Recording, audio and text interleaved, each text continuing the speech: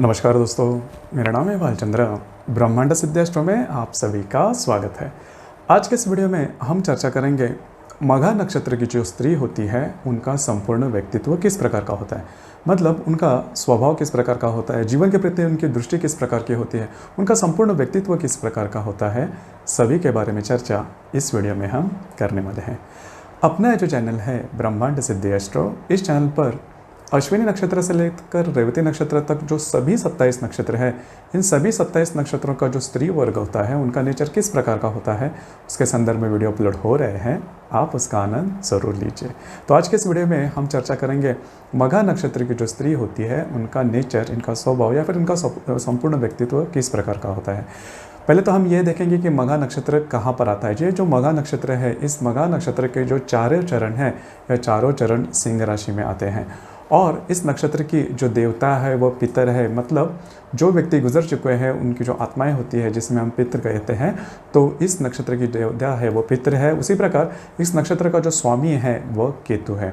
इस नक्षत्र में खास करके सिंह राशि के जो महत्वपूर्ण गुणधर्म जो हमें मालूम है वो सभी प्रकार के गुणधर्म इस नक्षत्र के जो व्यक्ति होते हैं उनमें देखे जाते हैं।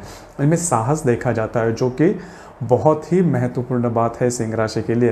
तो इसी नक्षत्र में वो जो साहस है वो साहस देखा जाता है और अहंकार, यह नक्षत्र इस राशि के लिए बहुत स्पेशल है, विशेषता है सिंह राशि की।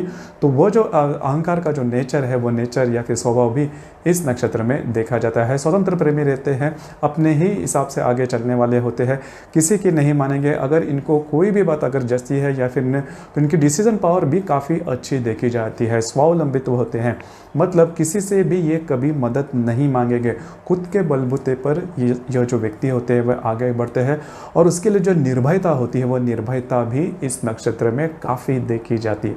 तो ये बात काफ़ी अच्छी है। और दूसरी बात, अधिकार लालसा होती है, मतलब कमांडिंग नेचर होता है, लीडरशिप क्वालिटीज़ इनमें बहुत ही अच्छी देखी जाती है। तो जो भी महत्वपूर्ण गुणधर्म सिंह राशि के बारे में हम देखते हैं या फिर सुनते हैं या फिर प्रत्यक्ष अनुभव करते हैं, वो सभी जो महत्वपूर्ण गुणधर्म जो विशेषता है सिंह राशि की वो खास करके इस नक्षत्र में देखी जाती है। जैसे अब तक हमने देखा कि साहस, अहंकार, स्वतंत्र प्रेम, स्वावलंबित्व या फिर निर्भयता, तो ये जो सभी बातें हैं ये सभी बातें इस नक्षत्र में देखी जाती हैं। तो ये जो सभी गुण हैं वो सभी गुण स्त्रियों से ज़्यादा पुरुषों के लिए ज़्यादा महत्वपूर्ण होते हैं। तो यही बात इस नक्षत्र में देखी जाती है कि इस नक्षत्र की जो स्त्री होती है, यह स्त्री अगर आप देखें तो उनका जो संपूर्ण व्यक्तित्व थोड़ा सा पुरुष प्रधान देखा जाता है। मतलब स्त्री सुलभ जो लज्जा होती है या फिर स्त्री सुलभ जो बिहेवियर होता है वो बिहेवियर इस नक्षत्र की जो स्त्री होती है उनमें नहीं देखा जाता। ओवरऑल उनकी शरीर यष्टि भी अगर देखी जाए तो वो काफ़ी मजबूत दिखाई देते हैं, सशक्त होते हैं, बलवान भी होते हैं और मर्दानी किस्म के होते हैं। मतलब इनका जो चलना होता है, इनका जो बोलना होता है, इससे भी आपको पता चलेगा। दूसरी ज़्यादा महत्वपूर्ण बात, इस नक्षत्र की जो स्त्री होती है इनके चलने फिरने से ही आपको पता चलेगा कि अलग ही तरह का जो रुबाब होता है वो इस नक्षत्र में देखा जाता है। उसी प्रकार यह जो नक्षत्र है, एक मर्दानी जो स्त्री होती है उस मर्दानी स्त्री की झांक इस नक्षत्र में देखी जाती है। महत्वाकांक्षी होती है, शूर होती है, किसी से भी नहीं डरेगी, निडर होती है, काफ़ी ज़्यादा हार्ड वर्किंग होती है। मतलब अगर इस नक्षत्र की जो स्त्री है इसने किसी भी बात, कोई भी बात अगर ठान ली तो वो पूरा कर कर ही छोड़ेगी। तो ये बात इस नक्षत्र के स्त्री में बहुत ही खास है। मतलब अगर इस नक्षत्र के जो स्त्री वर्ग किसी भी प्रकार की अगर रिस्पॉन्सिबिलिटी दी जाए तो सिंगल हैंडेडली मतलब वो पूरा करके छोड़ेगी और सेट बाय एग्जाम्पल जिसे हम बोलते हैं कि अपना ही एग्जाम्पल दिखा के देगी कि किस तरह से काम पूरे किए जाते हैं। इसी वजह से जो शुरुआत में मैंने कहा कि लीडरशिप क्वालिटीज़ इनमें बहुत ही अच्छी देखी जाती है। किसी भी परिस्थिति से, किसी भी व्यक्ति से यह जो नक्षत्र की जो स्त्री है कभी नहीं डरेगी। काफ़ी ज़्यादा निडरता इस नक्षत्र की जो स्त्री होती है इनमें देखी जाती है। और उसी प्रकार से करियर के मामले में भी उसी प्रकार की यह जो नक्षत्र की स्त्री है वो देखी जाती है। हालांकि इस नक्षत्र से अगर आप गृहिणी की व्याख्या में अगर देखा जाए तो यह जो सभी जो गुण हैं वो गुण इस नक्षत्र की स्त्री में वैसे नहीं देखे जाएंगे। और दूसरी अगर बात अगर कहें तो यह जो नक्षत्र की जो स्त्री है वो बहुत ज़्यादा करियर ओरिएंटेड होते हैं। हालांकि जो सभी गुणधर्म है वो करियर से ज़्यादा डील करते हैं। अगर आप संयुक्त फैमिली में अगर यह जो नक्षत्र की जो स्त्री है वो अगर देखी जाए तो वो इतनी ज़्यादा मतलब पूरी तरह से उसमें सेट नहीं हो पाएगी, क्योंकि उनका जो नेचर होता है वो नेचर उस प्रकार का नहीं होता।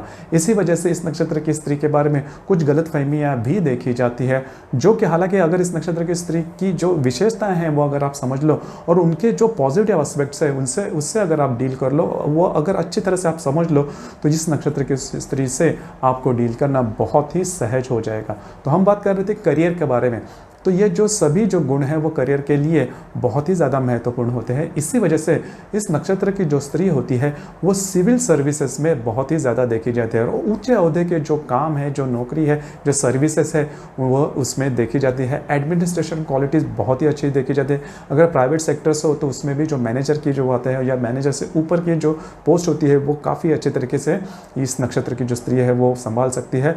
लोअर डिवीजन में भी अगर काम करे तो इनकी जो काम करने की जो मतलब पर्टिकुलर ये होती है वो काफ़ी अच्छी देखी जाती है। अपने काम से काम रखने वाले और किसी से भी नहीं डरते, और किसी भी प्रकार का अगर काम है तो अपने बलबूते पर वो पूरा करेंगे। उसी प्रकार फॉरेस्टर्स है या फिर फायर ब्रिगेड के जो भी बातें हैं, पुलिस है, मिलिट्री सर्विसेज है, इसमें इस नक्षत्र की जो स्त्री होती है वो काफ़ी आगे देखी जाती है।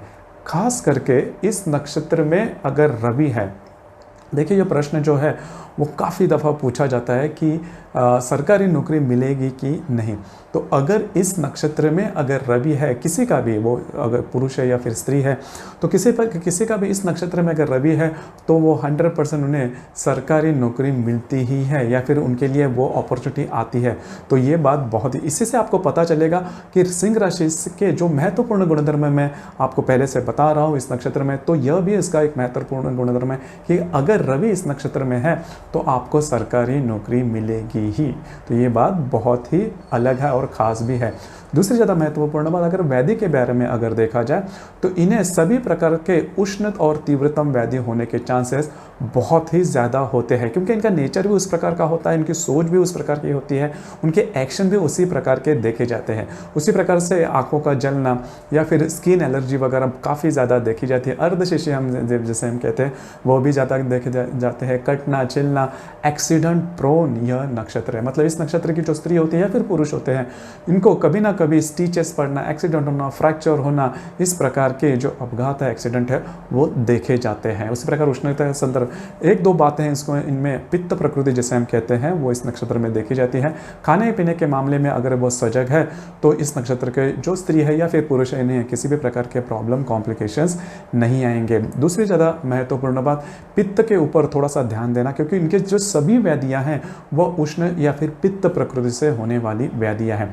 तो खाने पीने के मामले में थोड़ा सा एहतियात बरतना काफ़ी ज़्यादा आवश्यक हो जाता है।